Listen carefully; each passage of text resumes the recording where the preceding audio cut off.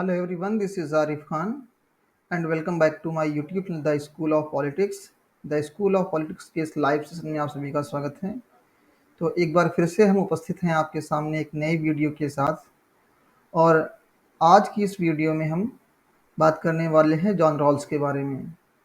अगर John Rawls की बात करें तो ये एक ऐसे थिंकर हैं प्लेटो और अरिस्टोटल के बाद जिनसे आपके एग्जामिनेशन में क्वेश्चन होते ही होते हैं। आप किसी भी साल का क्वेश्चन पेपर उठा करके देख लें, रॉल्स से क्वेश्चन होते ही होते हैं। और रॉल्स के जो क्वेश्चन हैं वो इंटरसेक्टिंग हैं। इंटरसेक्टिंग इन द सेंस, अगर आप यूजीसी नेट एग्जामिनेशन के सिलेबस को देखें तो आप देखेंगे कि ज़्यादातर जो क्वेश्चन आपके रॉल्स से पूछे गए हैं वो रॉल्स के थियोरी ऑफ जस्टिस से पूछे गए, जो उनका न्याय का सिद्धांत है वहाँ से प्रश्न पूछे जा रहे हैं नेट के एग्जामिनेशन में। और जस्टिस का जो कॉन्सेप्ट है वो आपकी पॉलिटिकल थियोरी का भी हिस्सा है। और आप देखेंगे रॉल्स को एज ए थिंकर यूनिट 2 में इंक्लूड किया गया है। तो कहने का मतलब ये है कि अगर आप रॉल्स को ठीक तरीके से पढ़ते हैं तो थियोरी और थॉट दोनों के का जो पोर्शन है वो आप कंप्लीट कर लेते हैं। और वैसे भी अगर आप न्याय के सिद्धांत के बारे में बात करेंगे तो फिर आपको एरिस्टोटल के जो आइडियाज़ हैं और जो प्लेटो का जो आइडिया है वो भी आपको पढ़ना पड़ेगा, क्योंकि जस्टिस के कॉन्सेप्ट में बेसिकली आप देखें प्लेटो के आइडियाज़, एरिस्टोटल के आइडियाज़ और सबसे इंपॉर्टेंट जॉन रॉल्स के आइडियाज़ हैं। और ज़्यादातर एग्जामिनेशन में इसी टॉपिक से जो है क्वेश्चन पूछे गए हैं। तो आइए सेशन को स्टार्ट करते हैं। लेकिन यहाँ पे एक चीज़ और भी कि ऑलरेडी इस टॉपिक पे जॉन रॉल्स पे मैंने एक वीडियो बना रखा है, वो मेरे यूट्यूब चैनल के प्लेलिस्ट में आपको दिख जाएगा, टेस्ट सीरीज़ वाली। और यहाँ पे जो पार्ट 1 का वीडियो था लगभग मैंने 8 महीने पहले बनाया था इसको, और इसमें मैंने 2004 से लेकर के 2004 से 2015 के बीच के जो क्वेश्चन थे मैंने उनका एनालिसिस किया था इन डिटेल। और आज की जो क्लास है पिछली क्लास का ही कंटिन्यूएशन है, जहाँ पे हम 2015 से लेकर के 2023 तक के जो क्वेश्चन पूछे गए हैं दिसंबर 2023 में नेट के एग्जामिनेशन में, उसको हम इन डिटेल यहाँ पे उसका इन डेप्थ एनालिसिस करेंगे, उसका एक व्याख्यात्मक विश्लेषण प्रस्तुत करेंगे। तो आइए सेशन को स्टार्ट करते हैं।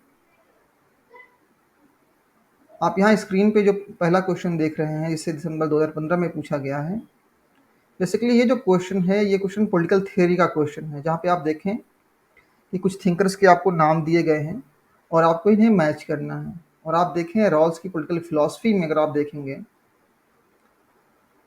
जो व्हील ऑफ इग्नोरेंस का जो कॉन्सेप्ट है वो बहुत ही इंपॉर्टेंट है।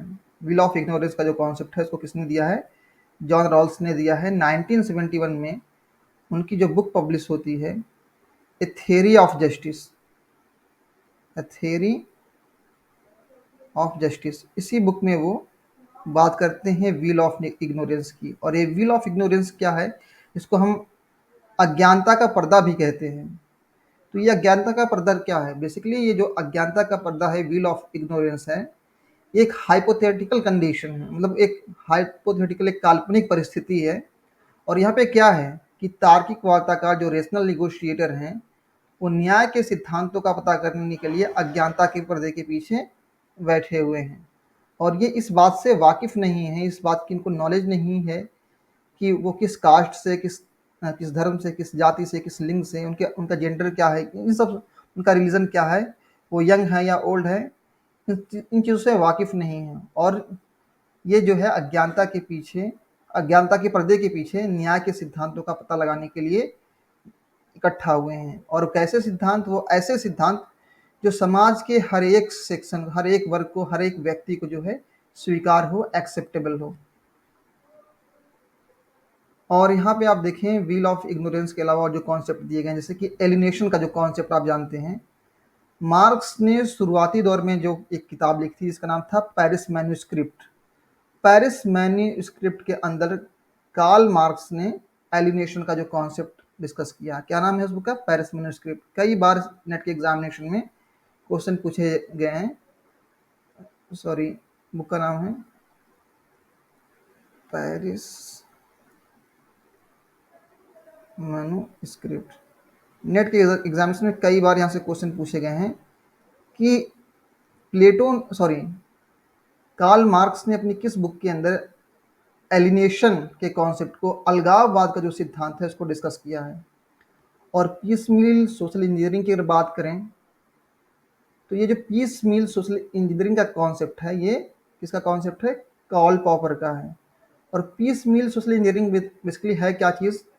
पीस मील सोशल इंजीनियरिंग जो है वो सामाजिक परिवर्तन के लिए थोड़े थोड़े परिवर्तन, क्रमिक परिवर्तन के बारे में बात करता है कि क्या कि समाज में जो परिवर्तन लाए जाएं वो ग्रेजुअली लाए जाएं, रैंडमली रिवॉल्यूशन के ज़रिए से ना लाए जाएं। अगर सपोज़ कि सरकार कोई पॉलिसी लाती है या कोई लेजिस्लेशन लाती है, कानून बनाती है और उससे बड़े पैमाने पे उथल-पुथल ना हो, इसके लिए क्या है कि सरकारों को चाहिए या पॉलिटिकल पार्टीज़ जो पावर में हैं उनको ये चाहिए कि वो पीस मील सोशल इंजीनियरिंग के कॉन्सेप्ट को, मतलब क्रमिक विकास के का जो मॉडल है जहाँ पे आप थोड़े-थोड़े मेजर्स अपनाते हैं विकास के लिए, उसको जो है अडॉप्ट करें। और ये जो नाइट वॉचमैन स्टेट का जो कॉन्सेप्ट है, ये बेसिकली रॉबर्ट नॉजिक से रिलेटेड है। जब रॉबर्ट नॉजिक के बारे में आप जानते हैं कि एक वो नव उदारवादी न्यू लिबरल थिंकर हैं और वो राज्य के कार्यों को सीमित करना चाहते हैं। वो मिनिमल स्टेट के आइडिया को फॉलो करते हैं और वो कहते हैं कि स्टेट का काम क्या है कि वो रात्रि प्रहरी के तौर पे, नाइट वॉचमैन के तौर पे काम करे। वो बस लोगों की लाइफ, लिबर्टी और प्रॉपर्टी को प्रोटेक्ट करे, लॉ एंड ऑर्डर को मेंटेन करे, बस ये उसका काम है। और बाकी जो वेलफेयर वाले जो काम है, समाज कल्याण के जो काम है, उसको लोगों के ऊपर, समाज के ऊपर में छोड़ दिया जाए। तो इस तरह से आप देखिए, इस कॉन्सेप्ट की अगर बात करें अगर हम, तो इस कॉन्सेप्ट के अंदर अगर आप देखेंगे, सिंपली हमने ए को कैसा किससे मैच किया है? व्हील ऑफ इग्नोरेंस को। हमने व्हील ऑफ इग्नोरेंस को ऑप्शन थर्ड से मैच किया है। तो ऑप्शन थर्ड आप यहाँ पे देखेंगे, यहाँ पे वैसे भी मैंने आंसर इसमें इंक्लूड कर दिया है। और यहाँ पे देखें, जुलाई 2016 का अगला क्वेश्चन है, यहाँ पे पूछा गया है कि who among the following conceived the society as a cooperative venture for ad who among the following conceived the society as a cooperative venture for mutual advantage. Basically ये जो कॉन्सेप्ट है, जहाँ पे समाज के विषय में बात कर रहे हैं John Rawls,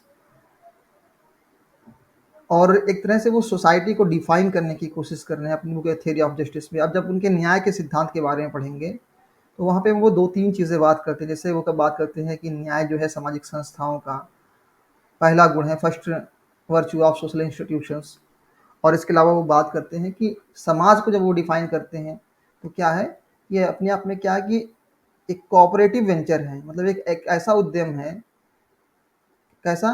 for the mutual advantage, लोगों के पारस्परिक लाभ के लिए। और वैसे भी आप देखें, एक सभ्य जीवन जो है वो समाज के अंदर ही पॉसिबल है। और समाज में जो लोग आपस में इंटरेक्ट करते हैं, आपस में एक दूसरे से अंतः क्रिया इंटरेक्शन करते हैं, वो बेसिकली इस पर्पज से करते हैं कि ताकि जो है वो अपने कॉमन गोल्स को अचीव कर सकें। अगले क्वेश्चन की अगर हम बात करें, जिसे जनवरी 2017 में पूछा गया है, और मेरे हिसाब से ये जो क्वेश्चन है इसको मैं मॉडरेट क्वेश्चन की कैटेगरी में रखूंगा। ये ना तो बहुत इजी है और ना ही बहुत टफ क्वेश्चन है। और इसके पहले का जो क्वेश्चन था वो तो कई बार नेट के एग्जामिनेशन में रिपीट हुआ है। यहाँ पे देखिए, बेसिकली आपको 4 स्टेटमेंट दिए गए हैं और इस स्टेटमेंट में आपको ये आइडेंटिफाई करना है कि इसमें से कौन सा जो स्टेटमेंट है वो इनकरेक्ट है, विच इज़ नॉट ट्रू।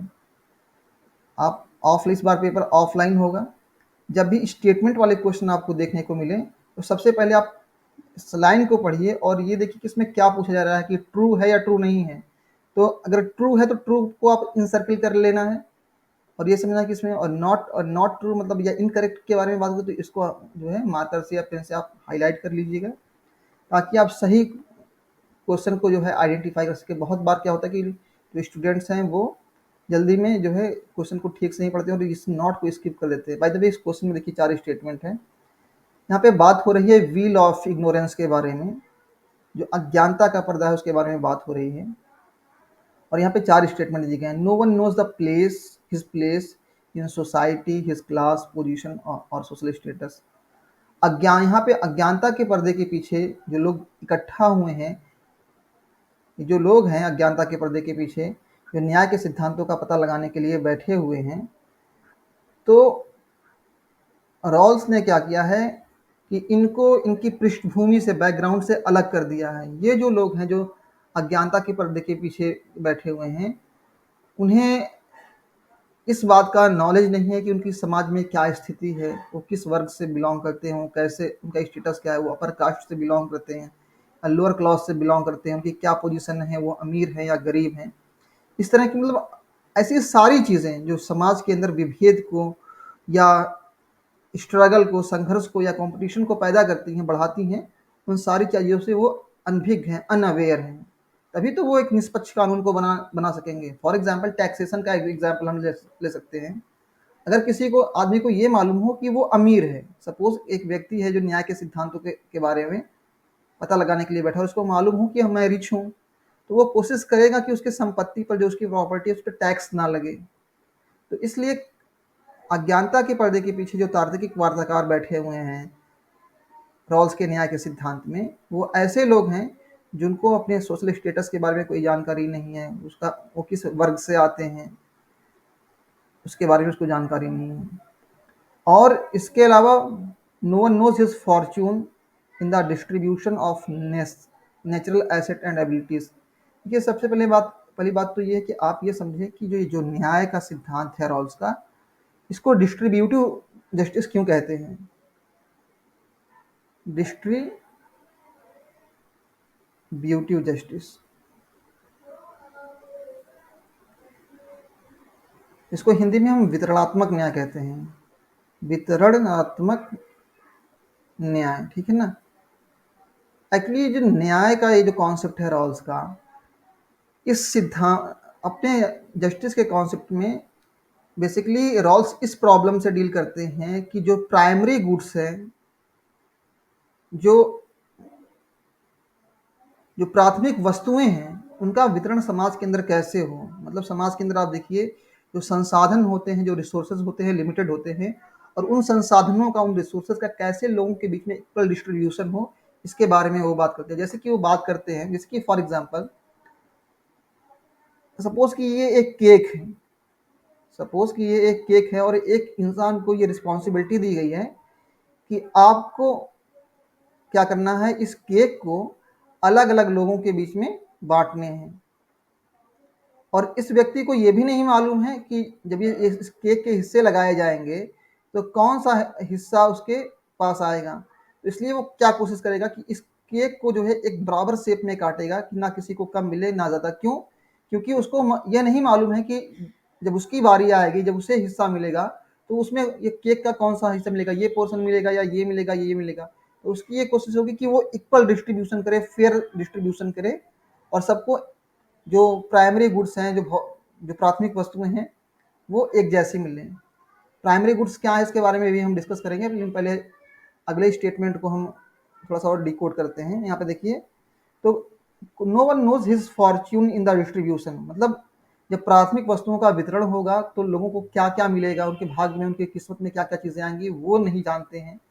और साथ ही में क्या है, वो अपनी नेचुरल एसेट को और अपनी एबिलिटीज़ को नहीं जानते हैं। मतलब उनके अंदर क्या योग्यताएं हैं, क्या क्षमताएं हैं, वो कितना रिस्क ले सकते हैं अपनी लाइफ में, उसके बारे में वो नहीं जानते हैं। और फिर क्या है यहाँ पे तीसरा जो स्टेटमेंट है, इसको अगर आप देखें यहाँ पे, कि the parties know their special psychological propensities. जो पक्षकार हैं, जो रैशनल निगोटिएटर हैं, जो तार्किक वार्ताकार हैं, वो क्या है, अपनी विशिष्ट मनोवैज्ञानिक प्रवृत्तियों को जानते हैं। अगर कोई व्यक्ति अपनी क्षमताओं के बारे में जानेगा तो फिर तो उसके लिए मालूम हो जाएगा। जैसे एक व्यक्ति को ये मालूम हो कि मेरी जो पकड़ है वो किसी एक पर्टिकुलर सब्जेक्ट में है। सपोज कि फिजिक्स होता है, हो सकता है साइंस हो सकता है, केमिस्ट्री हो सकती है, इंग्लिश हो सकती है। या एक स्पोर्टमैन ये जानता है कि उसका जो एक्सपर्टीज है वो क्रिकेट में है। सपोज कि धोनी का एग्जांपल ले ले, तो धोनी कहेगा ठीक है यार, ये जो क्रिकेट है इसको राष्ट्रीय नेशनल गेम बना देते हैं। क्यों? क्योंकि उसको मालूम है कि मेरी ये क्षमताएं हैं। और जब क्रिकेट को नेशनल गेम बना दिया जाएगा तो फिर क्या कि उसको ज़्यादा प्राथमिकता, ज़्यादा सम्मान, ज़्यादा अवसर मिलेंगे। तो यहाँ पे क्या है कि कोई भी व्यक्ति अपनी क्षमताओं को, कि उसकी साइकोलॉजिकल प्रोपेंसिटीज़ हैं, कि वो कितना किस विषय के बारे में सोच सकता है, क्या उसकी मनोवैज्ञानिक क्षमताएं हैं, किस फील्ड में वो कितना रिस्क उठा सकता है, अगर उसको मालूम होगा तो फिर उसके फेवर में कानून बनाएगा। और फिर क्या देखिए, parties do not know even their conception of good, मतलब क्या चीज़ें उनके हिसाब से अच्छी हैं, क्या बेहतर है, इसके बारे में वो नहीं जानते हैं। क्यों? जैसे कि फॉर एग्जांपल आप देखिए, समाज के अंदर कई वर्ग के लोग होते हैं, हिंदू, मुस्लिम, सिख, ईसाई, अलग अलग। और क्या चीज़ें अच्छी हैं, क्या चीज़ें बुरी हैं, इसको लेकर के सबके जो विचार हैं वो एक जैसे नहीं होते हैं। जैसे कि फॉर एग्जांपल मैं लिक्वर और बीफ का एग्जांपल देता हूँ।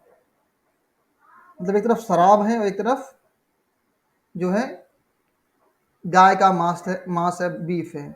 तो अगर देखिए, अगर एक क्रिश्चियन कम्युनिटी का कोई व्यक्ति है या फिर कोई मुस्लिम व्यक्ति है, तो उसके लिए क्या कि वो बीफ को कंज्यूम कर सकता है और उसके लिए लिक्वर प्रोहिबिटेड है, कि उसके लिए शराब नहीं, हराम है, उसको इस्तेमाल नहीं कर सकता है। लेकिन दूसरी तरफ क्या है कि अगर एक हिंदू है या एक क्रिश्चियन है, उसके लिए क्या है कि गाय जो है उसके लिए सैक्रोसेंट है, वो चाह करके भी जो उसका जो मीट है उसको इस्तेमाल नहीं कर सकता है।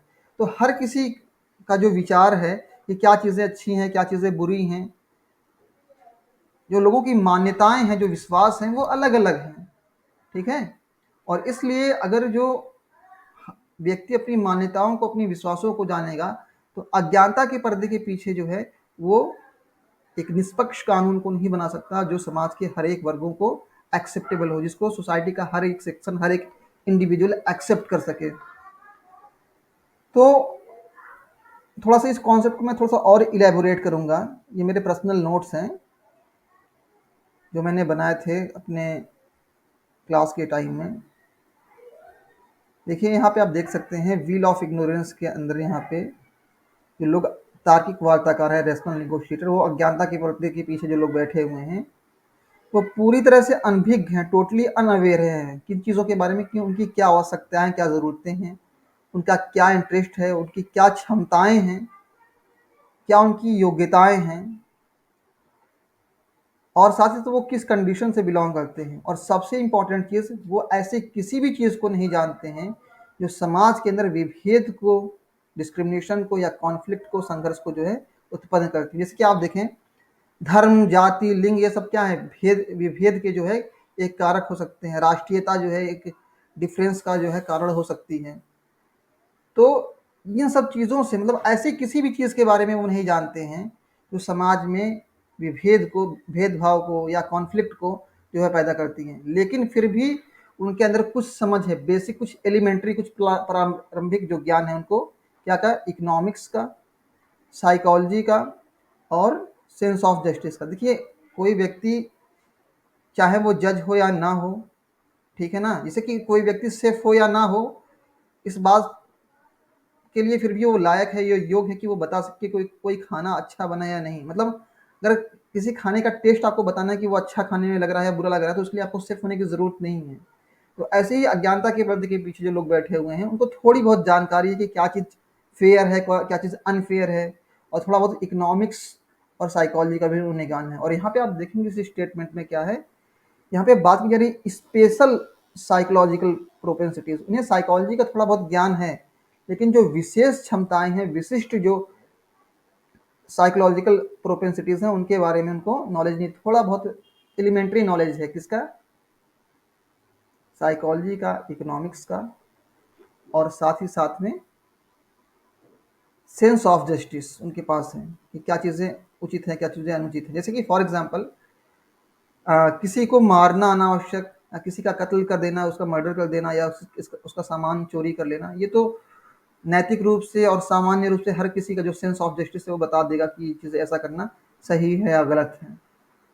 तो बेसिकली अज्ञानता के पर्दे के पीछे जो लोग बैठे हुए हैं, जो न्याय के सिद्धांतों का पता करने के लिए इकट्ठा हुए हैं और वो आपस में विचार विमर्श कर रहे हैं, तार्किक निगोशिएशन, रैशनल निगोशिएशन कर रहे हैं, तो बेसिकली उन सभी चीज़ों से वाकिफ़ नहीं है, अनअवेयर हैं, जो समाज में संघर्ष को पैदा करती हैं, जो समाज में प्रतिस्पर्धा को पैदा करती हैं। ठीक है, तो यहाँ पे जो ऑप्शन होगा सी करेक्ट हो जाएगा।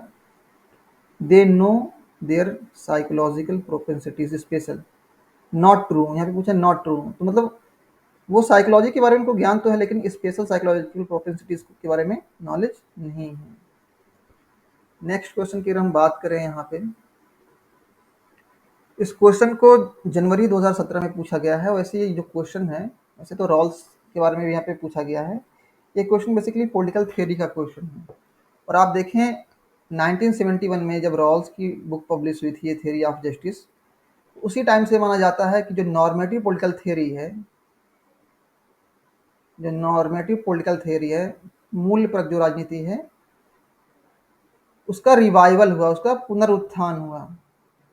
आपने डिक्लाइन ऑफ पॉलिटिकल थ्योरी के बारे में पढ़ा होगा, डेविड ईस्टन, अल्बर्ट जो है जो कॉबन के जो आइडियाज़ हैं, रॉबर्ट डेहिल के बारे में आपने पढ़ा होगा।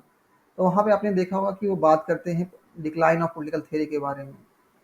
और एक बार फिर से हम देखते हैं कि जब रॉल्स की थ्योरी ऑफ जस्टिस 1971 में पब्लिश होती है, तो एक बार फिर से जो मूल्यपरक राजनीति है उसको जो है पॉलिटिकल डिस्कशन के सेंटर में, राजनीतिक विमर्श के, पॉलिटिकल फिलॉसफी के सेंटर में रख दिया जाता है। उसके पहले आपने देखा सेकेंड वर्ल्ड वॉर के बाद से ही क्या है कि पॉलिटिकल साइंस को, स्पेशली पॉलिटिकल थ्योरी में ऐसे कॉन्सेप्ट को डेवलप करने की बात की जा रही थी कि जो है जो साइंटिफिक हो, साइंटिफिक इन द सेंस कि वहाँ पे मतलब उसको जो है वहाँ पे जो बातें कही जा रही हैं उसको टेस्टिफाई किया जा सके, उसको रिपीटेशन हो सके। मतलब क्या कि वहाँ पे फैक्ट और वैल्यूज़ को अलग करने की बात हो रही थी, और मूल्यों पर उतना, वैल्यूज़ पर उतना फोकस नहीं किया जा रहा था, बल्कि फैक्ट्स पे फोकस किया जा रहा था। वो फैक्ट बेस्ड स्टडी थी। तो एक बार फिर से जब 1971 में रॉल्स की थ्योरी ऑफ जस्टिस पब्लिश होती है, तो फिर से एक बार से जो मूल्यपरक राजनीति है उसका रिवाइवल होता है, और एक बार फिर से जो न्याय का जो कॉन्सेप्ट है, जो जस्टिस का जो कॉन्सेप्ट है, वो पॉलिटिकल फिलॉसफी के सेंटर में एक बार फिर से आ जाता है। आपने देखिए प्लेटो के टाइम से अगर आप देखें तो जो जस्टिस का जो कॉन्सेप्ट है वो पॉलिटिकल फिलॉसफी के सेंटर में था। हर एक थिंकर ने थोड़ा बहुत बात की है। और इसके बाद फिर आप देखें जैसे ही रॉल्स की जो बुक है थ्योरी ऑफ जस्टिस, जो बुक है पब्लिश होती है, उसके बाद से फिर आप देखें जो समुदायवादी विचारक हैं, जैसे कि आपने वॉल्जर का नाम सुना होगा, सैंडल का नाम सुना होगा, विल्किम लिकर का नाम सुना होगा। इसके बाद जो नौ उदारवादी विचारक हैं, जैसे कि आपने रॉबर्ट नॉजिक का नाम सुना होगा। तो ये सब थिंकर हैं क्या कि एक बार नए सिरे से इन्होंने क्रिटिक प्रस्तुत की, और एक बार फिर से उन्होंने मूल्यपरक राजनीति के बारे में बात करना शुरू की। तो ये एक लैंडमार्क था अपने आप में। और इवन आप देखें जस्टिस एंड फेयरनेस का जो कॉन्सेप्ट है रॉल्स का है, वो न्याय को निष्पक्षता के रूप में जो है परिभाषित करते हैं। और हालांकि देखिए न्याय के सिद्धांत के अंदर रॉल्स बात करते हैं प्राइमरी गुड्स के बारे में। बेसिकली जो रॉल्स की जो थ्योरी ऑफ जस्टिस है, उसमें आप देखेंगे कि अज्ञानता के पर्दे के पीछे जो लोग बैठे हुए हैं न्याय के सिद्धांतों का पता लगाने के लिए, तो न्याय के सिद्धांतों को जो पता लगाने के लिए लोग बैठे हुए हैं, वो इस पर्पज से बैठे हुए हैं कि जो प्राइमरी गुड्स हैं उनका इक्वल डिस्ट्रीब्यूशन हो सके, ठीक तरीके से, अच्छे ढंग से जो है उसका वितरण हो सके। और वो प्राइमरी गुड्स क्या क्या हैं, इसके बारे में भी थोड़ा सा हम समझेंगे कि वो बेसिकली वो जो प्राइमरी गुड्स, इसके डिस्ट्रीब्यूशन को लेकर के, उसका वितरण कैसे हो, उसको लेकर के लोग इकट्ठा हुए हैं। तो आखिर प्राइमरी गुड्स है क्या चीज़, इसको थोड़ा सा हम समझेंगे।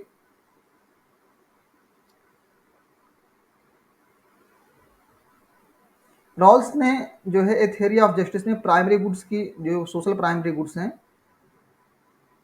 उसके बारे में बात की है कि प्राइमरी गुड्स बेसिकली क्या क्या चीज़ें हैं। ठीक है ना। अगर प्राइमरी गुड्स की बात करें तो प्राइमरी गुड्स क्या क्या हैं, लोगों के जो अधिकार और स्वतंत्रताएं हैं, जो शक्ति और अवसर है, पावर और अपॉर्चुनिटीज़ हैं, इनकम और वेल्थ है, और सबसे इम्पोर्टेंट की सेल्फ रिस्पेक्ट है। मतलब इन सारी चीज़ों का समाज के अलग अलग जो वर्ग हैं उनके बीच में कैसे न्याय संगत तरीके से, एक फेयर वे में कैसे इसका डिस्ट्रीब्यूशन हो, इसी का पता लगाने के लिए जो है रॉल्स के जो तार्किक वार्ताकार हैं, वो अज्ञानता के पर्दे के पीछे, व्हील ऑफ इग्नोरेंस के पीछे जो है बैठे हुए हैं, और न्याय के सिद्धांतों का पता लगाने के लिए बैठे हैं कि जब ये न्याय के सिद्धांत बनेंगे तो कैसे समाज के ऊपर, इन लोगों के ऊपर वो लागू होंगे, और ये सिद्धांत समाज के सभी वर्गों को, हर एक व्यक्ति को जो है स्वीकार्य होंगे। तो ये बेसिकली ये सारी चीज़ें हैं जो प्राइमरी गुड्स हैं। कौन कौन से, rights, liberties, power, opportunities, income and wealth, और मीन्स ऑफ सेल्फ रिस्पेक्ट, ये जो है प्राइमरी गुड्स हैं। और आप देखें रॉल्स ने जब ए थ्योरी ऑफ जस्टिस को लिखा तो उस किताब के अंदर रॉल्स ने जो जो कॉन्सेप्ट को डिस्कस किए थे उसकी फिर अलग अलग थिंकर ने समीक्षा की, उसको इवेल्युएट किया और उन्होंने फिर क्या की उस कॉन्सेप्ट को और इलेबोरेट करने की कोशिश की। जैसे कि आप देखें, इवन आप प्राइमरी गुड्स के कॉन्सेप्ट को आप रॉल्स की बुक के अंदर देखेंगे। जो मैक्सिमिन का जो कॉन्सेप्ट है, जो उनका रॉल्स का डिफरेंस प्रिंसिपल है, इसमें वो बात करते हैं कि जो लीस्ट एडवांटेज सेक्शन है सोसाइटी का, जो वंचित वर्ग है उसके हितों के बारे में बात करते हैं, अधिकतम लाभ के बारे में बात करते हैं। तो ये भी सारे कॉन्सेप्ट उसमें डिस्कस किए हैं। लेकिन आप देखें कि यहाँ पे अलग अलग थिंकर्स के नाम दिए गए हैं और इसको आपको मैच करना है।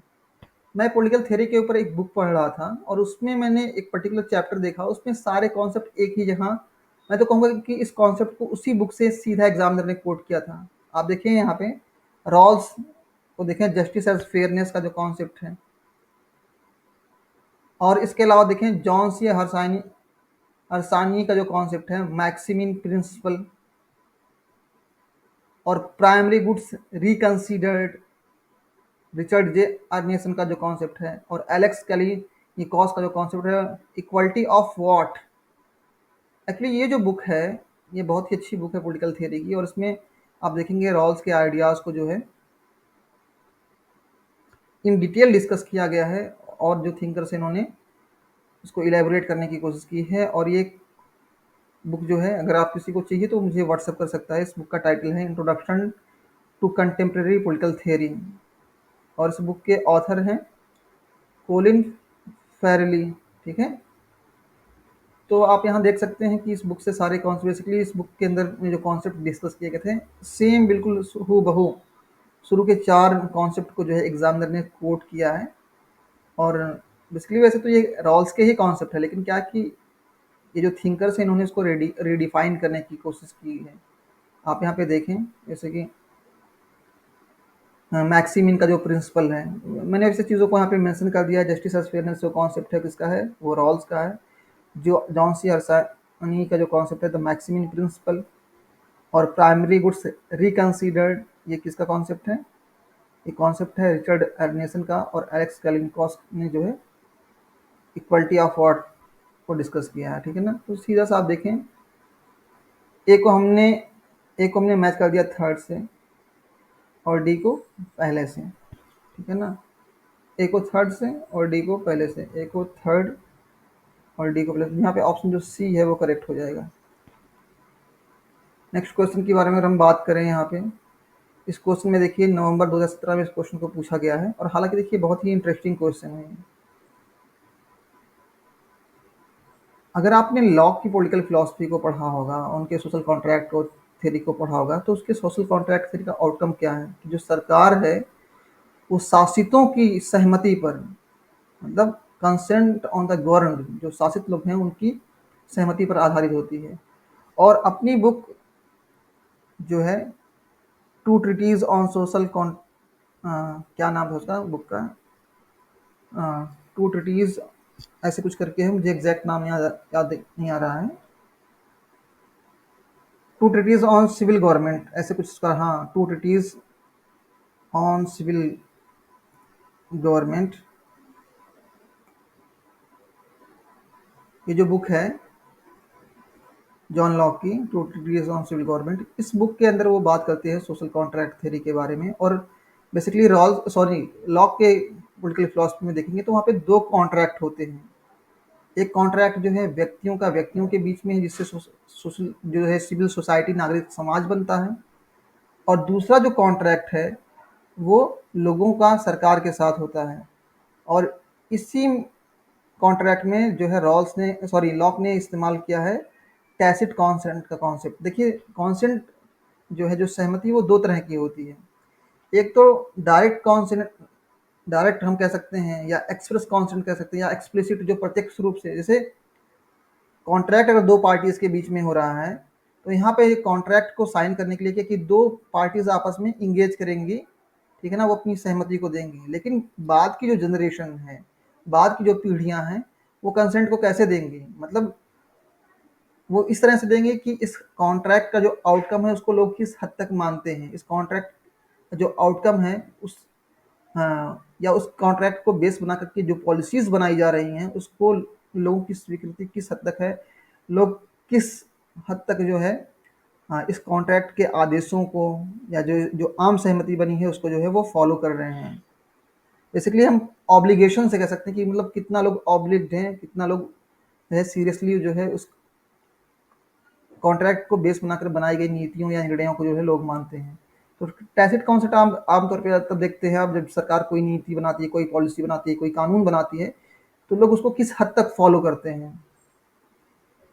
और ये देखिए जो दूसरा कॉन्सेप्ट है self regarding action and the regarding action. तो यहाँ पे आप देखें self regarding and other regarding action. वैसे तो सेल्फ रिगार्डिंग एक्शन और अदर रिगार्डिंग एक्शन का जो कॉन्सेप्ट है, बेसिकली ये जो कॉन्सेप्ट है किसका है, ये जीएस मिल का है, लेकिन ऑप्शन में जीएस मिल नहीं है बल्कि उनके मेंटर बेंथम का नाम दिया गया है। और निगेटिव पॉजिटिव लिबर्टी का जो कॉन्सेप्ट है वो किसने दिया है, वो आइजिया बर्लिन ने दिया है। टू कॉन्सेप्ट ऑफ लिबर्टी नाम की उनकी बुक है, उसमें उन्होंने डिस्कस किया है। और वेल ऑर्डर्ड सोसाइटी का जो कॉन्सेप्ट है इसको जॉन रॉल्स ने दिया है। न्याय के सिद्धांतों पर जो समाज आधारित है उसी को रॉल्स ने क्या कहा है कि ये अपने आप में एक वेल ऑर्डर्ड सोसाइटी है। और एक वेल ऑर्डर्ड सोसाइटी के बारे में, एक स्वस्थ समाज के बारे में कहते हैं, उसकी विशेषताओं के बारे में जब बात करते हैं जॉन रॉल्स, तो वो कहते हैं कि justice is the first virtue of social institution. जो न्याय है वो सामाजिक संस्थाओं का प्रथम गुण है। तो सिंपली हमने यहाँ पे इस क्वेश्चन में हमने ए को थर्ड से मैच किया, ठीक है ना, ए को हमने थर्ड से मैच कर दिया और हमने डी को फर्स्ट से मैच कर दिया, सिंपल, ठीक है ना। ए को थर्ड से एंड डी को, ए को थर्ड से हमने मैच कर दिया और डी को पहले से। तो ऑप्शन जो सेकंड है वो करेक्ट हो जाएगा। नेक्स्ट क्वेश्चन के बारे में अगर हम बात करें, देखिए ये अपने आप एक नई चीज़ है, आपने बहुत पढ़ा होगा जॉन लॉक के बारे में, लेकिन लॉक जो है सहमति के दो प्रकार बनाते हैं, एक बताते हैं, एक एक्सप्लिट मतलब प्रत्यक्ष आप कह सकते हैं, ठीक है ना, और एक जो है टैसिट कंसेंट मतलब मौन स्वीकृति जिसको कह सकते हैं। एक प्रत्यक्ष स्वीकृति एक्सप्लिसिट, ठीक है। तो इसको याद करके रखिएगा कि जो टैसिट कॉन्सेप्ट का जो कॉन्सेप्ट है उसको किसने दिया है, जॉन लॉक ने दिया है। और यहाँ पे देखिए अगेन नवंबर 2017 का ये क्वेश्चन है। यहाँ पे बात की जा रही है कि ये भी क्वेश्चन है रॉल्स की पॉलिटिकल थियरी के अंदर जो जस्टिस का कॉन्सेप्ट है वहाँ से डिस्कस ये क्वेश्चन लिया गया है। यहाँ पे आप देखें आपको दो स्टेटमेंट दिए गए हैं और इसको आपको ये आइडेंटिफाई करना है कि इसमें से कौन से स्टेटमेंट सही हैं, कौन से गलत हैं, और क्या दोनों सही हैं या दोनों गलत हैं, और इनके बीच में क्या, दोनों के बीच में क्या कोई इंटरकनेक्शन है, कोई रिलेशन है या नहीं, क्या असर्शन जो अभिकथन है और रीज़न, क्या रीज़न असर्शन को जस्टिफाई करता है या नहीं करता। जैसे कि यहाँ पे आप पढ़ करके देखें, in spite of the fact that the Rawls theory has a strong procedural features, it can also be seen as a major contribution to social justice. हालांकि देखें जो रॉल्स का न्याय का जो सिद्धांत है वो प्रक्रियाओं के बारे में बात करता है कि अगर प्रक्रिया सही होगी तो उसके बाद जो आउटकम आएगा, मतलब न्याय के जो सिद्धांत हैं अगर उनको एक सिस्टमैटिक ऑर्डर से इम्प्लीमेंट किया जाए तो उसके बाद में जो समाज बन करके सामने आएगा वो क्या होगा, वो एक न्याय संगत समाज होगा। तो बेसिकली क्या है कि एक तरफ हम देख रहे हैं कि जॉन रॉल्स बात कर रहे हैं प्रोसीजरल जस्टिस के बारे में, और जॉन रॉल्स देखिए अपने न्याय के सिद्धांत को प्योर प्रोसीजरल जस्टिस कहते हैं। मतलब क्या कि वो किसी एक विशेष उद्देश्य को ध्यान में रख करके काम नहीं करे। जैसे कि आप देखें बेंथम केयर की फिलॉसफी आप देखेंगे तो वहाँ अधिकतम व्यक्तियों के अधिकतम हित के बारे में, अधिकतम सुख के बारे में बात की जा रही है, greatest benefit, greatest happiness of the greatest number के बारे में बात की जा रही है। लेकिन रॉल्स क्या बात कर रहे हैं कि वो जो न्याय के जो सिद्धांत हैं उनको लागू करना है और हमें किसी आउटकम को ध्यान नहीं देना बल्कि हमको प्रक्रिया को जो है निष्पक्ष बनाना है।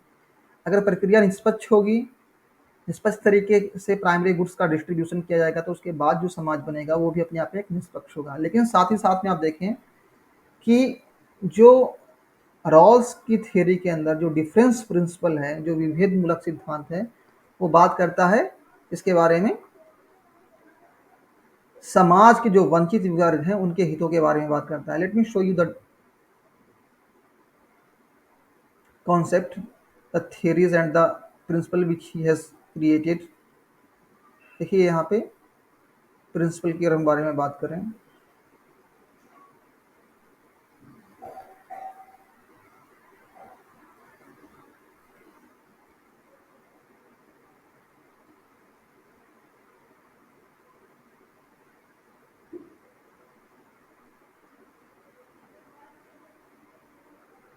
देखिए न्याय के सिद्धांत है, और न्याय के सिद्धांत के अंदर एक जो है एक कॉन्सेप्ट है डिफरेंस प्रिंसिपल, जहाँ पे जॉन रॉल्स बात करते हैं किसके बारे में, greatest benefit of the least advantage.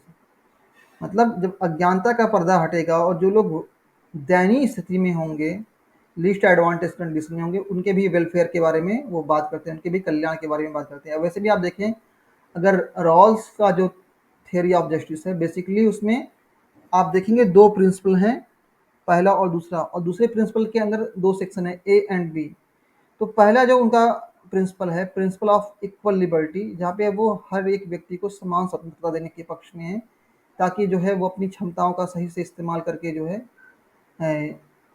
अपनी क्षमताओं का सही इस्तेमाल करके जो है वो अपने व्यक्तित्व का विकास कर सके। और दूसरी तरफ क्या है कि principle of fair equality of opportunity. तो जॉन रॉल्स ना केवल लोगों को जो है स्वतंत्रता प्रदान कर रहे हैं, इक्वल लिबर्टी, साथ ही साथ में क्या है कि वो एक उनको एक उचित न्याय संगत अवसर की समानता भी प्रदान करने के पक्ष में है, कि हर एक व्यक्ति को जो है मतलब समान अवसर मिले, ताकि जो है वो अपने जीवन के लक्ष्यों को हासिल कर सके। और साथ ही साथ में इन सारी व्यवस्थाओं को करने के बाद, लोगों को जो है समान स्वतंत्रता देने के बाद, और लोगों को अवसर की समानता प्रदान करने के बाद भी अगर कुछ लोग ऐसे छूट जाते हैं जो अपने आप को लीस्ट एडवांटेज कंडीशन में पाते हैं, तो उसके लिए भी जो है रॉल्स क्या करते हैं, वो डिफरेंस प्रिंसिपल के बारे में बात करते हैं। जैसे कि फॉर एग्जांपल यहाँ पे देखिए, ये जो अज्ञानता का पर्दा है, लोग यहाँ ये नहीं जान रहे हैं कि वो किस सेक्शन से, किस क्लास से बिलोंग करते हैं। और ये भी हो सकता है ना कि जब ये अज्ञानता का पर्दा हटेगा, तो ये हो सकता है कि ये वल्नरेबल कंडीशन में हो, दयनीय स्थिति में हो सकता हो कि वो लूले लंगड़े हों, अपाहिज हों। भाई जब ये अज्ञानता का पर्दा हटेगा इनके बीच से, और जब ये यहाँ से यहाँ आएंगे, और उनको जब ये मालूम होगा कि हम बुजुर्ग हैं, या दलित समुदाय से बिलोंग करते हैं, या अंडर प्रिविलेज्ड हैं, ना एजुकेटेड है उनके पास, ना अनएम्प्लॉयमेंट है, उस केस में वो क्या करेंगे? तो उस केस में जो रॉल्स है, उनको जो है उनको हालात के ऊपर नहीं छोड़ रहे हैं, बल्कि क्या कर रहे हैं कि जो लोग लीस्ट एडवांटेज कंडीशन में, सपोज कि कोई हैंडीकैप्ड है, या कोई ओल्ड है, या किसी के पास इतने संसाधन नहीं है, दयनीय स्थिति में है, तो उसके लिए अलग से प्रावधान उसने किया है। तो ये अपने आप में क्या एक सामाजिक कल्याण का एक एलिमेंट है ना, सोशल जस्टिस का है, कि जहाँ पे वंचितों के लिए जो है अलग से न्याय की व्यवस्था की गई है। तो वही यहाँ पे इस स्टेटमेंट में कहा जा रहा है कि in spite of the fact that Rawls theory, मतलब ये थियरी ऑफ जस्टिस के बारे में बात हो रही है, हैज स्ट्रॉन्ग प्रोसीजरल फीचर, कि यहाँ पे क्या है कि स्ट्रॉन्ग प्रोसीजरल फीचर है। मतलब क्या कि ये जो सिद्धांत है वो प्रक्रियाओं पर फोकस कर रहा है, लेकिन फिर भी क्या है कि इसमें सोशल जस्टिस के भी एलिमेंट हैं। और क्या है कि he is categorical that there is a need for rational justification of all departure from equality. देखिए आमतौर पे रॉल्स का ये मानना है कि जो प्राइमरी गुड्स हैं, ठीक है ना, जो प्राइमरी गुड्स, जो मूलभूत वस्तुएं हैं, जो संसाधन हैं, उनका सामान्य तौर पे जो डिस्ट्रीब्यूशन होगा समाज के अंदर, वो कैसा होगा, इक्वल होगा, एक जैसा होगा। लेकिन यदि किसी व्यक्ति को अधिक सम्मान या अधिक धन संपत्ति मिल रही है, तो उसके पीछे लॉजिक ये होना चाहिए, अगर इनका असमान वितरण भी होता है, तो उसके पीछे लॉजिक ये होना चाहिए कि उससे व्यक्ति की कुल स्वतंत्रता में या कुल अधिकारों में वृद्धि होती हो। मतलब कहने का क्या है कि जो लीस्ट एडवांटेज सेक्शन है, अगर किसी व्यक्ति को असमान धन संपत्ति दी जाती है, और वो उन पैसों का, उन धन संपत्ति का प्रयोग लोगों के वेलफेयर में, लोगों के कल्याण में, खासतौर पे जो लीस्ट एडवांटेज सेक्शन है सोसाइटी का, उसके कल्याण में वो इस्तेमाल करता है, तो उस स्तर पे फिर क्या है कि जो वस्तुएं हैं, जो संपत्तियां हैं, उसका जो है असमान वितरण किया जा सकता है। लेकिन क्या है कि उस असमान वितरण से लोगों को जो है, जो लीस्ट एडवांटेज कंडीशन में है, उनको लाभ हो। देखिए क्या लिखा है, this implied that any departure from the equal distribution of the primary goods could be justified when it could be prove to bring the greatest benefit of the least advantage. Suppose कि जैसे कि सरकार एक व्यक्ति को जो है, एक अमीर आदमी को टैक्स में कुछ छूट दे रही है, और उन पैसों का जो है वो व्यक्ति रोजगार के साधन, एम्प्लॉयमेंट के अलग अलग जो है मीजर्स ले रहा है, लोगों को एम्प्लॉयमेंट प्रोवाइड करने में उस पैसों का इस्तेमाल कर रहा है, तो उस केस में क्या है कि उस व्यक्ति को जो है अलग से कुछ छूट दी जा सकती है। लेकिन ओवरऑल इससे क्या है कि लोगों की जो स्थिति है उसमें सुधार आता हो। ऐसे कहने का मतलब ये कि यहाँ पे जितने भी सिद्धांत विकसित किए गए हैं, जैसे कि आप देखें, यहाँ पे देखिए, जैसे कि आप ध्यान से देखें तो यहाँ पे एक एलिमेंट है लिबर्टी, एक है इक्वालिटी ऑफ अपॉर्चुनिटी। दो प्रिंसिपल है, मतलब अगर व्यक्ति को समानता, मतलब समानता को समानता के लिए ही सीमित किया जा सकता है, जैसे कि फॉर एग्जांपल, और स्वतंत्रता को स्वतंत्रता के लिए ही सीमित, जैसे कि फॉर एग्जांपल ये लिबर्टी है, आमतौर पर सबको एक समान लिबर्टी मिलेगी, स्वतंत्रता मिलेगी।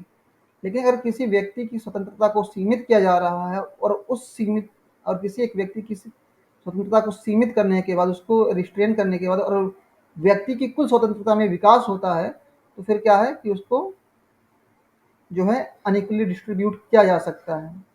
या अवसर की समानता के बारे में बात करें, यहाँ भी क्या है कि समानता को जो है समानता की वृद्धि के लिए ही जो है रेगुलेट किया जा सकता है। वैसे कि भी देखिए, रॉल्स का सीधा सा कहना है कि जो न्याय के जो सिद्धांत हैं, उनके साथ कोई छेड़छाड़ नहीं किया जा सकता, तो मतलब क्या है कि उनको वायलेट नहीं किया जा सकता है।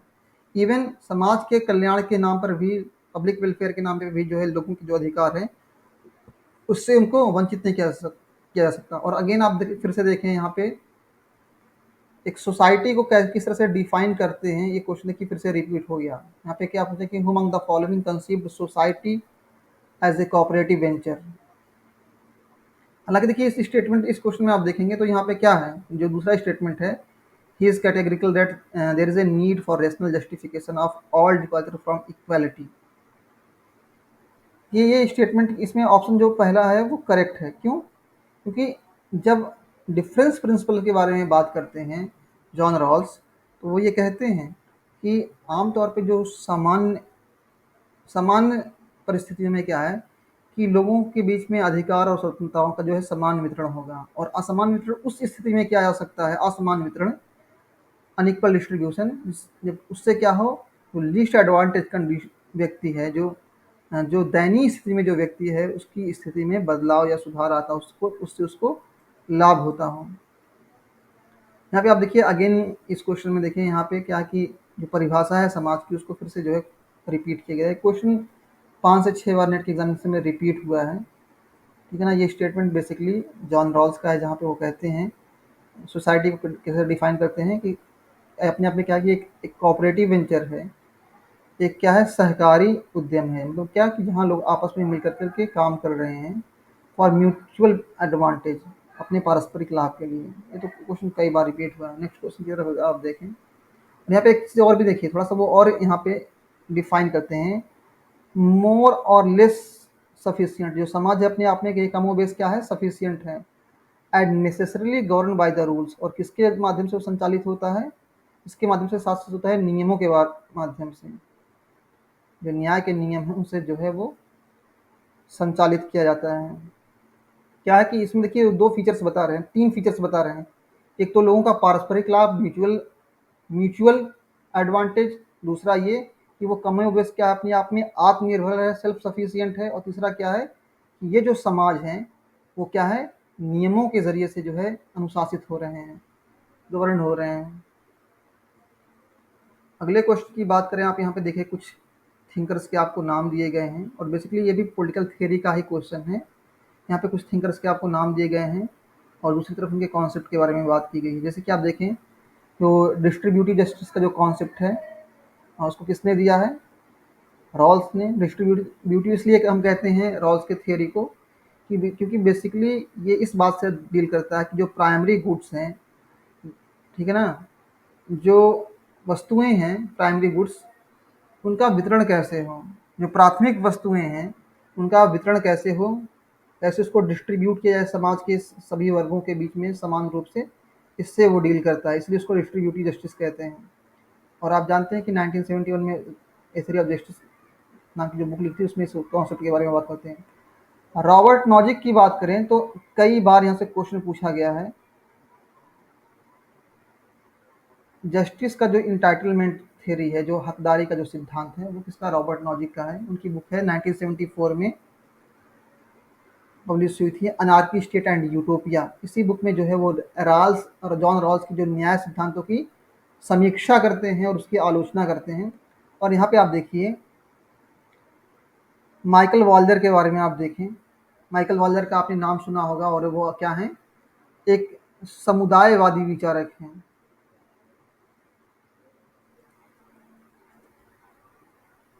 और उनकी एक बुक है जो एग्ज़ाम के पॉइंट ऑफ व्यू से बहुत ही इम्पोर्टेंट है, उसका नाम है स्फीयर ऑफ जस्टिस।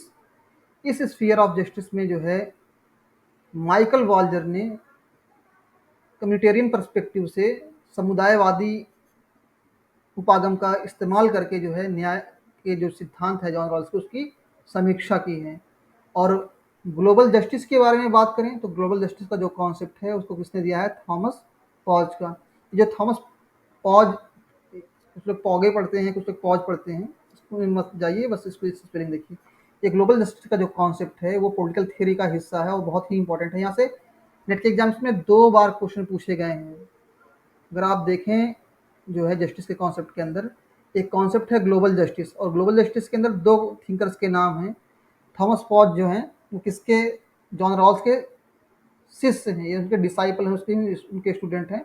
और इसके अलावा एक और थिंकर हैं जिनका नाम है चार्ल्स बीट्स। ये जो 2 थिंकर हैं, इन्होंने बेसिकली ग्लोबल जस्टिस के कॉन्सेप्ट को विकसित किया है। थॉमस पॉज की जो बुक है उसका नाम है क्या, world poverty and human right, world poverty and human right, cosmopolitan responsibilities and reform.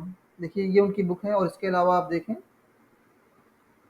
Charles Beitz की बुक है political theory and international relation. इन दोनों किताबों में ये दोनों थिंकर ग्लोबल जस्टिस के कॉन्सेप्ट के बारे में बात करते हैं। तो जब भी ग्लोबल जस्टिस का नाम आए तो आपके दिमाग में थॉमस पॉज, जो कि जॉन रॉल्स के स्टूडेंट हैं, वो और चार्ल्स बीट्स का नाम आना चाहिए। और यहाँ पे देखिए ए को हमने थर्ड से मैच किया है और बी को फोर्थ से, ए को थर्ड से और बी को फोर्थ से, ए को थर्ड से और बी को फोर्थ से, तो जहाँ पे ऑप्शन जो बी है वो करेक्ट हो जाएगा। नेक्स्ट क्वेश्चन की हम बात करें, इसे पूछा गया दिसंबर 2018 में। अगेन देखिए यहाँ पे फिर से उसी क्वेश्चन को रिपीट किया गया है, जो व्हील ऑफ इग्नोरेंस का जो कॉन्सेप्ट है उसको रिपीट किया गया, लेकिन यहाँ पे क्या है कि शब्दावलियों को जो जो भाषा इस्तेमाल की गई थी उसको चेंज कर दिया गया है। क्या कि no one knows his class और हिज क्लास पोजीशन और सोशल स्टेटस। कोई भी व्यक्ति अपने समाज में उसका क्या स्थान है, क्या उसका सोशल स्टेटस है, उसके बारे में नहीं जानता है। No one knows his place in society. ये भी बात सही है कि जो अज्ञानता के पर्दे के पीछे जो लोग बैठे हुए हैं न्याय के सिद्धांतों का पता लगाने के लिए, कि क्या स्थिति है, वो किस वर्ग से बिलोंग करते हैं, इसके बारे में वो जानते नहीं। इवन वो अपने जेंडर के बारे में भी नहीं जानते, उनका जेंडर कौन सा है, उनका रेस कौन सा है, उनका धर्म कौन सा है, उनकी भाषा क्या, उनकी संस्कृति क्या है, इसके बारे में वो नहीं जानते हैं। No one knows his fortune in the distribution of natural asset.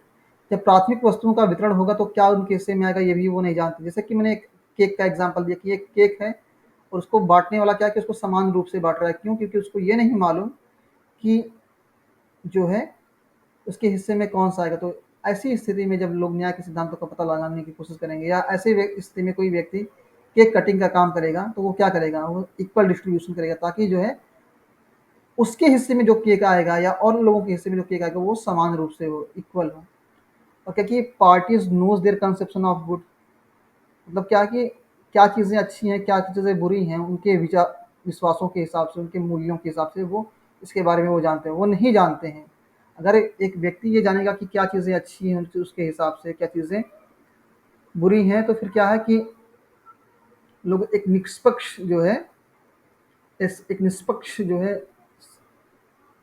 न्याय के सिद्धांत का निर्माण नहीं कर सकते। फॉर एग्जाम्पल, जैसे कि अगर हम देख लें कि अज्ञानता के पर्दे के लोग पीछे सपोज बैठे हुए हैं, यहाँ पे लोग हैं और यहाँ एक अज्ञानता का पर्दा लगा हुआ है। अगर यहाँ पे जो लोग बैठे हुए हैं न्याय के सिद्धांतों का पता लगाने के लिए, और उनके हिसाब से जो है अगर वो ये जानते हों कि जो शाकाहारी जो भोजन है वो बेहतर है, वो खाने के लिए सबसे अच्छा है, उनका ये विश्वास हो, ये मूल्य हो, उनका ये मानना हो, तो फिर क्या करेंगे कि वो ऐसे नियम बनाएँगे कि जो शाकाहारी भोजन को फ़ेवर करे। और बेसिकली क्या है कि वो और तरह के जो फूड्स हैं उनको वो बैन कर सकते हैं, जो सी फूड्स हैं, जो मीट्स हैं या और भी जो चीज़ें हैं। मतलब क्या कि हर देखिए समाज के अंदर अलग-अलग धर्मों के, संस्कृतियों के मानने वाले लोग होते हैं, उनकी जो विश्वास हैं, जो उनके मूल्य हैं, वो एक जैसे नहीं होते हैं। तो अगर इसमें में कोई व्यक्ति ये अपने विश्वासों और मूल्यों को लेकर के जाएगा नियम बनाने के लिए, तो वो तो कहेगा कि नहीं, ऐसा नहीं, ऐसा होना चाहिए। फॉर एग्ज़ाम्पल अगर एक मौलाना साहब इस अज्ञानता के पर्दे के पीछे बैठे होंगे, तो वो तो कहेंगे कि नहीं, आप जो है नकाब पे पाबंदी नहीं लगा सकते हैं। हाँ, जो है ये तो एसेंशियल फीचर है हमारे धर्म का। और एक तरफ क्या है कि मान लीजिए कोई बहुत ही हार्डकोर सेक्युलर हो, तो वो कहे कि नहीं, धार्मिक प्रतीकों का जो है आप इस्तेमाल नहीं कर सकते हैं समाज के अंदर। तो बेसिकली और फिर इससे क्या होगा कि समाज का कोई भी वर्ग धार्मिक प्रतीकों का इस्तेमाल करके समाज में कोई जो है, कोई मौलवी, कोई मुल्ला, कोई पंडित जो है अपने धार्मिक प्रतीकों का, या एक सामान्य व्यक्ति भी अपने धार्मिक प्रतीकों का को लेकर के समाज में नहीं निकल सकता है। तो आमतौर पे जो न्याय के सिद्धांत को बनाने वाले जो लोग हैं, वो ये कुछ भी नहीं जानते हैं, वो ऐसी किसी भी चीज़ को नहीं जानते हैं जो समाज में संघर्ष को पैदा करती हो। और धर्म, जाति, भाषा, संस्कृति ये एक ऐसे विषय हैं जो समाज में संघर्ष को, कॉन्फ्लिक्ट को, कॉम्पिटिशन को, प्रतिस्पर्धा को जो है उत्पन्न करते हैं। तो यहाँ पे डज़ नॉट इम्प्लाई कह रहा है, मतलब क्या करेक्ट नहीं है, तो यहाँ पे जो ऑप्शन डी है वो करेक्ट हो जाएगा। नेक्स्ट क्वेश्चन के बारे में बात करें अगर यहाँ पे, देखिए यहाँ पे पूछा जा रहा है the idea of justice as fairness in Rawlsian theory flows from. Rawls का जो न्याय का सिद्धांत है, उसमें जो न्याय निष्पक्षता के तौर पे जो रॉल्स डिफाइन करते हैं, तो वो बेसिकली वो कहाँ से निकलता है। तो बेसिकली आप देखें, अज्ञानता के पर्दे के जो लोग बैठे हुए हैं, तो यही व्यक्ति जो है वो डिसाइड कर रहे हैं कि न्याय के सिद्धांत कैसे होंगे। समाज को संचालित करने के लिए जो नियम कानून बनाए जाएंगे, वो यही व्यक्ति तय कर रहे हैं, ये तार्किक वार्ताकार हैं। तो कहने का मतलब है कि रॉल्स की पॉलिटिकल थियरी में जो है, जो इंडिविजुअल है, जो व्यक्ति है, वो सबसे इम्पोर्टेंट रोल प्ले कर रहा है, ना कि समाज, ना कि राज्य, ना कि राष्ट्र। तो ये जो सिद्धांत है वो कहाँ से शुरू होता है, व्यक्ति से। और न्याय के सिद्धांत के बारे में रॉल्स ये कहते हैं कि each person possesses an inviolability founded on justice that even the welfare of society as a whole can not override। भी इस स्टेटमेंट को मैं डिफाइन करता हूँ, मतलब इसको इलेबोरेट करता हूँ। प्रत्येक व्यक्ति के पास न्याय पर संस्थापित अनुलंघनीयता होती है, जो संपूर्ण समाज का कल्याण भी दबा नहीं सकता। ये देखिए हिंदी ट्रांसलेशन कैसा किया है यूजीसी ने। देखिए इसको समझिए, इस कॉन्सेप्ट को समझिए। रॉल्स के जो अज्ञानता के पर्दे के पीछे लोग बैठे हुए हैं, उनका सीधा से ये कहना है कि जो व्यक्ति के जो अधिकार हैं, जो स्वतंत्रताएं हैं, उनको जो है, व्यक्ति के जो अधिकार हैं, जो स्वतंत्रताएं हैं, जो व्यक्ति के राइट्स हैं, जो लिबर्टीज़ हैं, जो उनकी स्वतंत्रताएं हैं, उनको पब्लिक वेलफेयर के नाम पर जो है वो रेगुलेट नहीं किया जा सकता है, उनको सीमित नहीं किया जा सकता। कैसे? फॉर एग्जाम्पल आइए समझते हैं। जैसे कि आप देखें, आपने बेंथम के न्याय के सिद्धांत के बारे में पढ़ा होगा, या बेंथम का जो पॉलिटिकल फिलॉसफी है, जो अधिकतम व्यक्तियों के अधिकतम सुख के बारे में बात करती है। मतलब क्या? अधिकतम व्यक्तियों का अधिकतम सुख, greatest happiness of the greatest number है। मतलब क्या कि यहाँ पे क्या कि अधिकतम व्यक्तियों का अधिकतम सुख, ठीक है ना। ये जो बेंथम का जो कॉन्सेप्ट है, वो अधिकतम व्यक्तियों के अधिकतम सुख के बारे में बात कर रहे हैं। मतलब क्या कि बेसिकली ये जो लोग मेजोरिटी में हैं, उनके वेलफेयर के बारे में, उनके हितों के बारे में सोच रहा है, और जो लोग माइनॉरिटीज, जो अल्पसंख्यक हैं, उनके हितों के बारे में नहीं सोच रहा है। इवन क्या है कि बेंथम के न्याय सिद्धांत को अगर लागू किया जाए, तो जो लोग अल्पमत में हैं, उनके हितों की अनदेखी हो सकती है। तो इसी वजह से बेंथम का जो न्याय का सिद्धांत है, या जो बेंथम की पॉलिटिकल फिलॉसफी है, जिसमें वो बात करते हैं अधिकतम व्यक्तियों के अधिकतम सुख, greatest happiness of the greatest number के बारे में जब वो बात करते हैं, तो उसके बेंथम के विचारों की आलोचना करते हुए, उनके सिद्धांतों का खंडन करते हुए, जॉन रॉल्स ये कहते हैं कि प्रत्येक व्यक्ति के पास कुछ ऐसे अधिकार होते हैं जिसको वेलफेयर के नाम पे जो है, जन कल्याण के नाम पे भी जो है, उससे उसको वंचित नहीं किया जा सकता है। वो अनुलंघनीय है, उसको सेपरेट नहीं किया जा सकता, उसका वायलेशन नहीं किया जा सकता है। और बेसिकली इन पूरी इस पूरी पूरी पॉलिटिकल फिलॉसफी में, इस पूरे थ्योरीज में कौन सा जो है व्यक्ति इसके सेंटर में है। और अगले क्वेश्चन की बात करें, दिसंबर 2019 में पूछा गया है। देखिए यहाँ पे फिर से क्वेश्चन रिपीट हो गया कि who condemned utilitarian who condemned utilitarianism in his theory of justice, किसने उपयोगितावाद को अपने न्याय के सिद्धांत में उसका खंडन किया, उसकी आलोचना की, उसकी निंदा की। तो ये तो रॉल्स सिंह हैं। अपने न्याय के सिद्धांत को जब के बारे में जब वो बात करते हैं तो सबसे पहले वो क्या करते हैं, वो बेंथम के उपयोगितावादी दर्शन की आलोचना करते हैं। और यहाँ पे अगले क्वेश्चन की बात करें, यहाँ पे आप देखें, ये थोड़ा सा ट्रिकी क्वेश्चन है, मैं तो इसको टफ कैटेगरी के क्वेश्चन मतलब रखूंगा। देखिए यहाँ पे 4 आपको स्टेटमेंट दिए गए हैं। हालांकि देखिए इसमें रॉल्स से के बारे में बात की गई, लेकिन रॉल्स के अलावा आप देखेंगे यहाँ पे कुछ और स्टेटमेंट दिए गए हैं। और बेसिकली ये जो क्वेश्चन है वो पॉलिटिकल थियरी का क्वेश्चन है।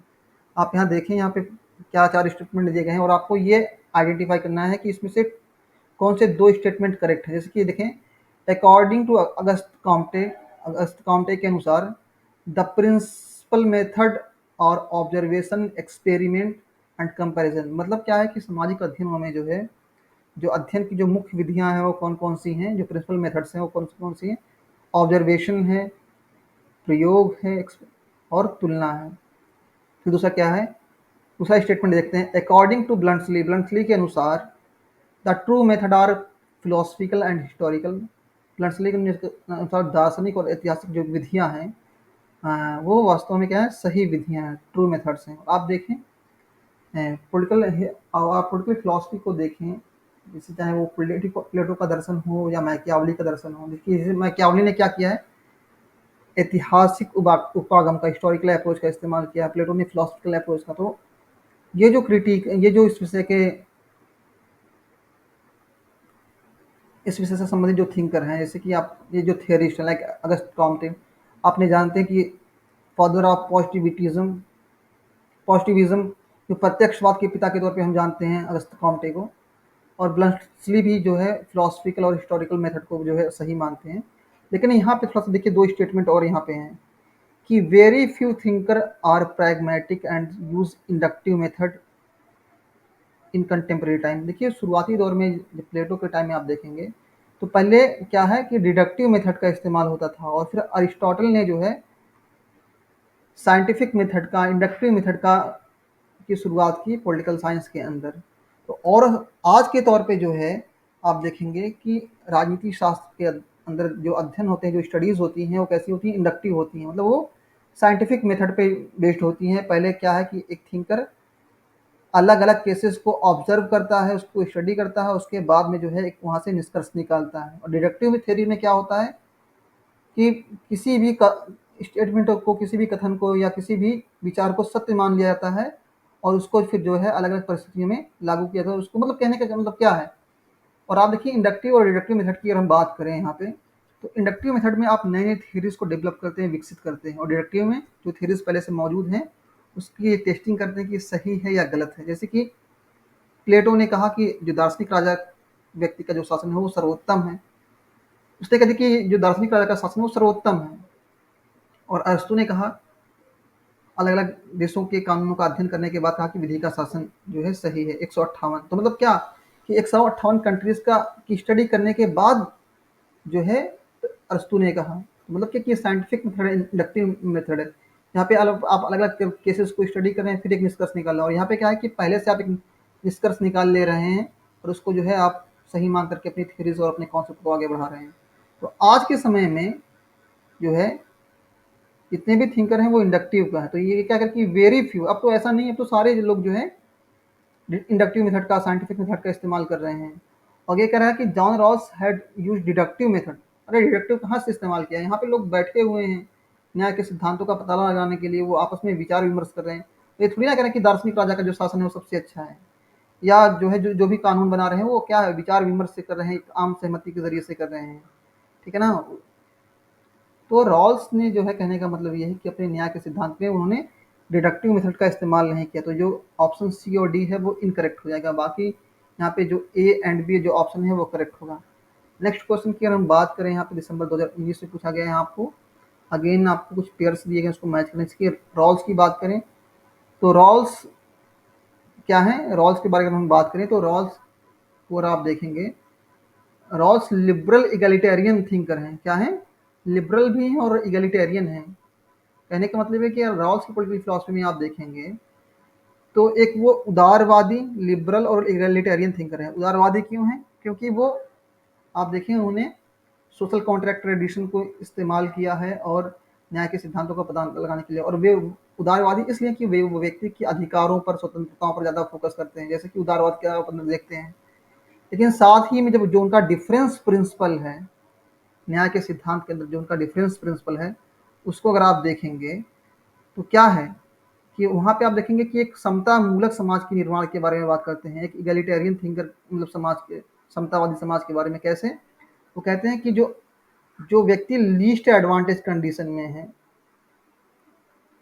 जो जो व्यक्ति जो लीस्ट एडवांटेज कंडीशन में है, उनके वो ग्रेटेस्ट मतलब बेनिफिट के बारे में बात कर रहे हैं। मतलब जो व्यक्ति हीनतम स्थिति में है वो उसके भी, मतलब क्या कि वो समाज के दबे कुचले वर्ग, जो वल्नरेबल सेक्शन है, उसके वेलफेयर के लिए वो बात करते हैं। इसलिए जो उनका, उनकी जो स्कूल ऑफ थॉट है बेसिकली क्या कि एगलिटेरियन है।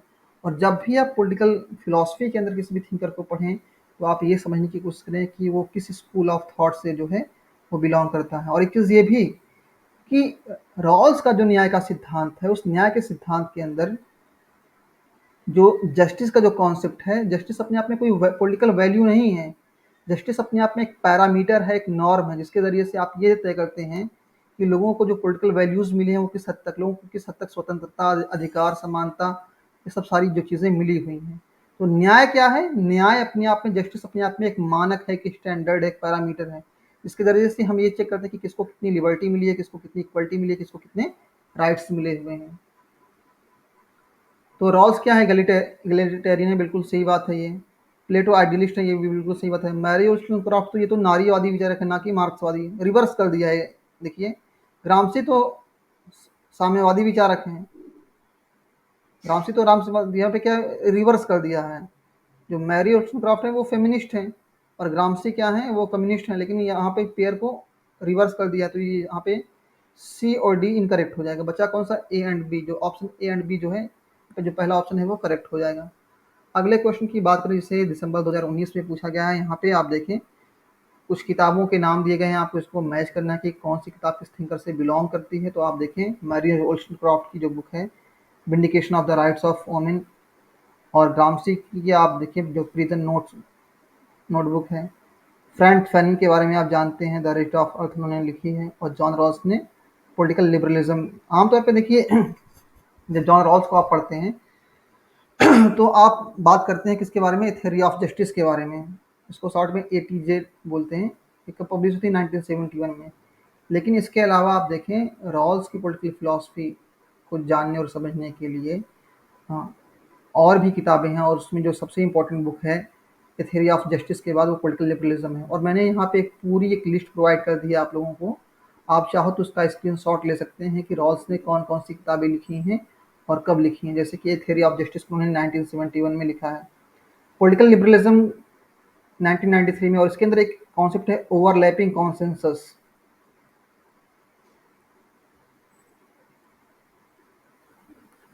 ओवरलैपिंग परस्पर व्यापी,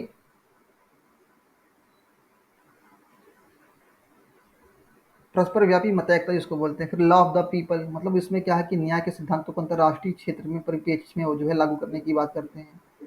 और lectures on the history of moral philosophy को सन 2000 में उन्होंने लिखा है।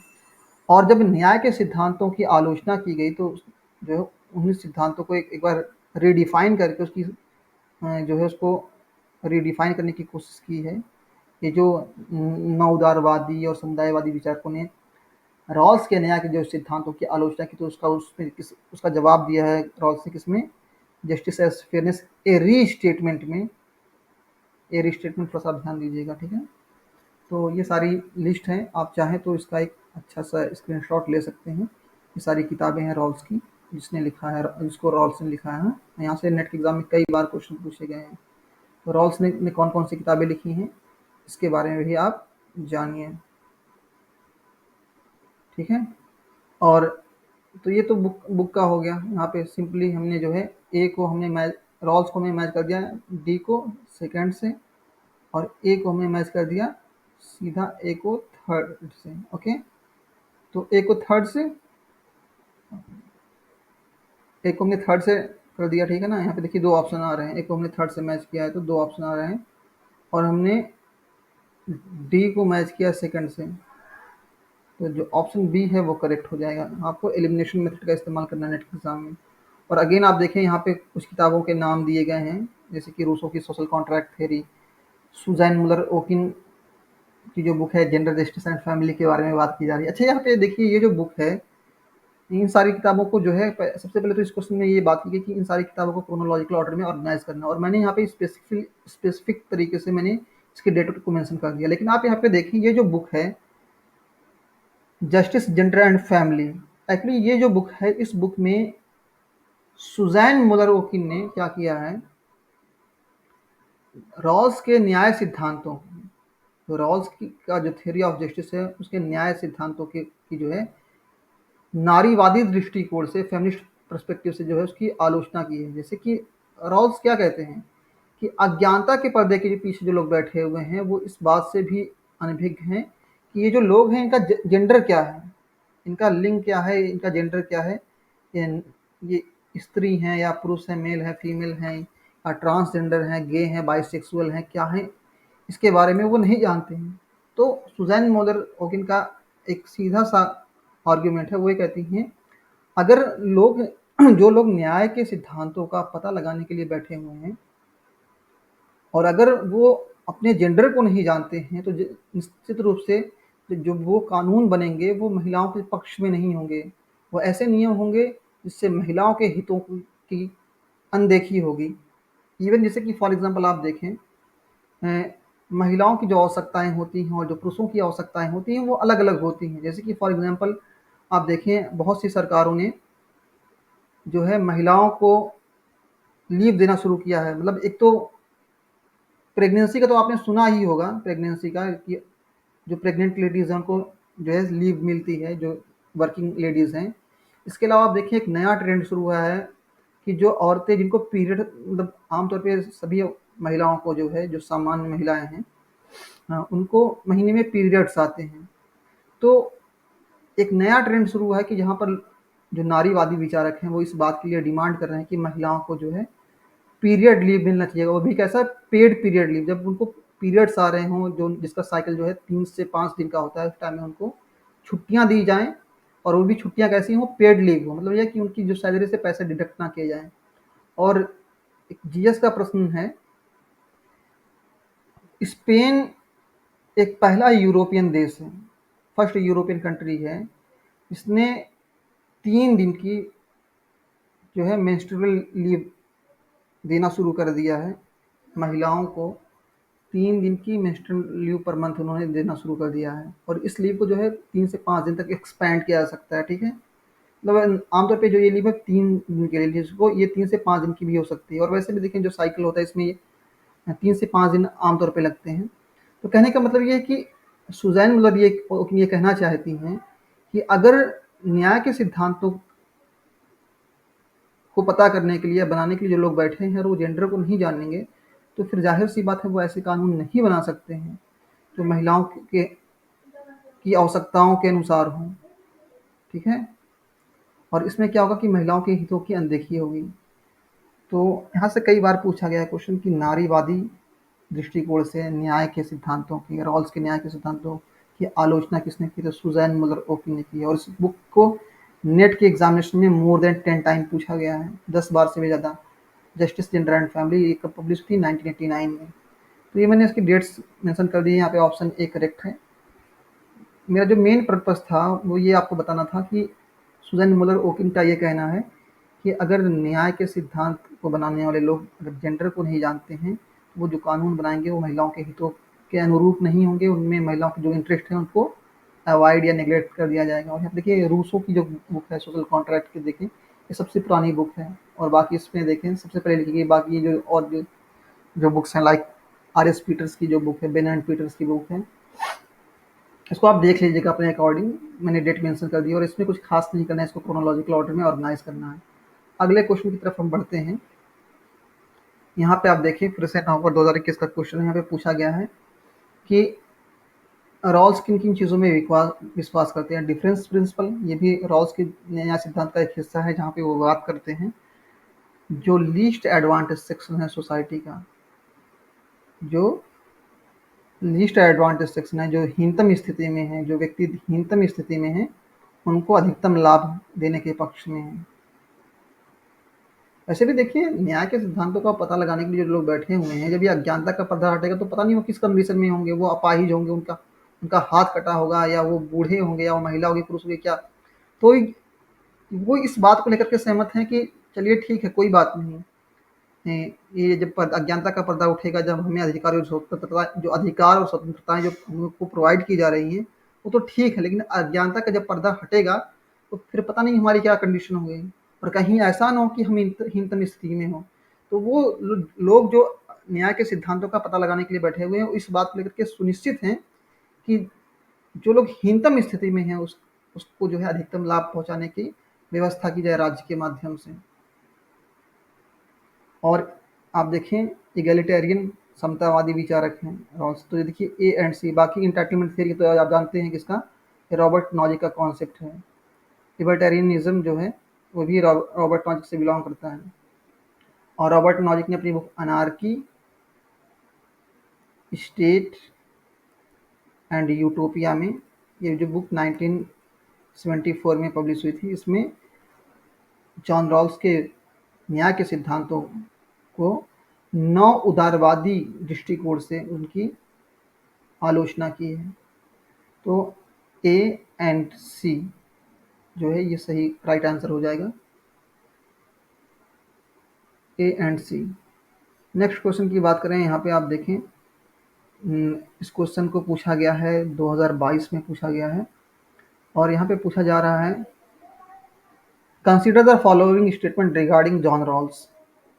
रॉल्स से संबंधित जो न्याय सिद्धांत से संबंधित जो स्टेटमेंट है, उसको आपको क्या करना है, कंसीडर करना है। तो आपको ये देखना है, consider the following statement regarding John Rawls, यहाँ पे देखिए क्या क्या आपको करना है, और फिर क्या कि आपको ये सिलेक्ट करना है कि करेक्ट आंसर इसमें कौन सा। देखिए यहाँ पे क्या लिखा जा रहा है, justice is the first virtue of social institution. मैंने आपको शुरू में ही बताया कि न्याय के सिद्धांतों के बारे में जब रॉल्स बात करते हैं तो कहते हैं कि वो सामाजिक संस्थाओं का प्रथम गुण है। ये स्टेटमेंट सही है। देखिए, एक समाज के अंदर कई गुण हो सकते हैं, जैसे कि आपने प्लेटो के देखा की थियोरी में देखा कि वहाँ पे विजडम है, करेज है, विजडम है। देखिए, जैसे प्लेटो की थियोरी में आपने क्या देखा कि वहाँ पे विजडम है, वहाँ पे करेज है, वहाँ पे एपिटाइट है, जस्टिस है। लेकिन रॉल्स क्या कहते हैं कि एक समाज के अंदर कई गुण हो सकते हैं, लेकिन एक सामाजिक संस्था के अंदर कई गुण हो सकते हैं, लेकिन जो उसमें न्याय जो है वो सामाजिक संस्थाओं का प्रथम गुण होना चाहिए। मतलब क्या, अगर एक सोसाइटी ठीक तरीके से काम करना चाहती है तो उसको जस्टिस को मेंटेन करना पड़ेगा। तो क्या है, justice is the first virtue of social institution. State institution के बारे में वो बात नहीं करते, वो बात करते हैं सोशल इंस्टीट्यूशन के बारे में। और फिर क्या है कि in a just society the rights secured by justice are not subject to political bargaining. जैसे कि मैंने अभी आपको बताया था कि न्याय के सिद्धांत के अंदर जो सिद्धांत विकसित किए गए हैं, जैसे कि अधिकार, ये स्वतंत्रता के सिद्धांत को स्वतंत्रता के लिए ही सीमित किया जा सकता है। मतलब कि सपोज कि एक तरफ पॉलिटिकल राइट्स हैं, जैसे कि सपोज की फ्रीडम है, आपकी बोलने की आज़ादी है, फ्रीडम ऑफ एक्सप्रेशन है, और एक तरफ क्या है, राइट टू प्रॉपर्टी है। तो एक तो राइट टू प्रॉपर्टी की अगर हम बात करेंगे, राइट टू प्रॉपर्टी, तो दोनों अलग अलग अधिकार हैं। एक तरह से ये आर्थिक सिद्धांत है, और एक क्या है कि एक राजनीतिक है।